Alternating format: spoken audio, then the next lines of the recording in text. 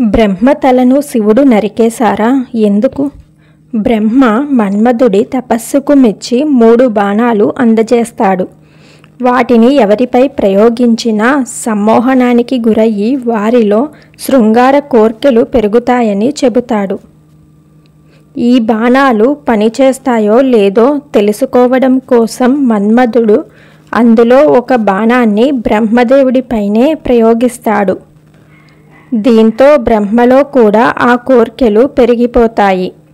దీంతో బ్రహ్మ తన పనిలో సాయం చేయడం కోసం సృష్టించిన శతరూప అనే అందమైన యువతిని మోహిస్తాడు.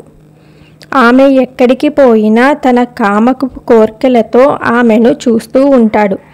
చివరికి బ్రహ్మ నుంచి తప్పించుకోవాలని ఆమె ఆకాశంలోకి వెళుతుంది.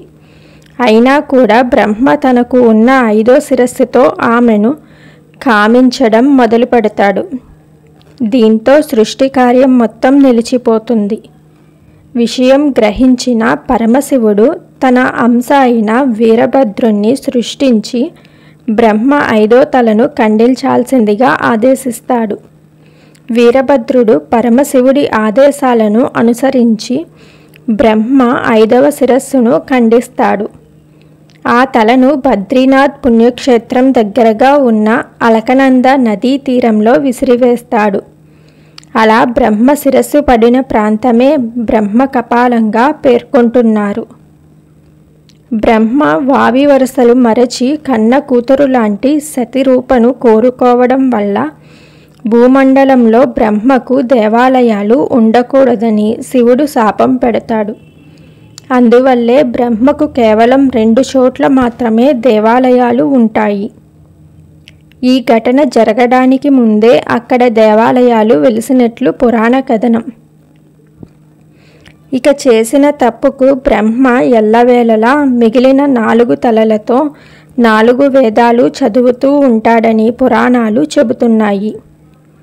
బ్రహ్మ శిరస్సు పడి మోక్షం కలిగినందువల్లే ఈ బ్రహ్మ కపాలం హిందువులకు అత్యంత పవిత్రమైన ప్రాంతంగా చెబుతారు.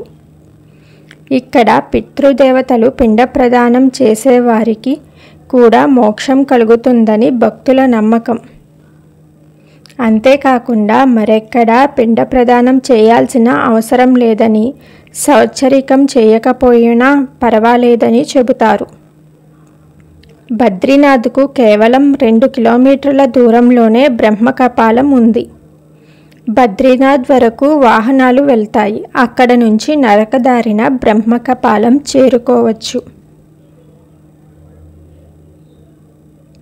బ్రహ్మ తలను శివుడు నరికివేయడానికి గల కారణం మరొక కథ బ్రహ్మ పురాణంలో ఇలా.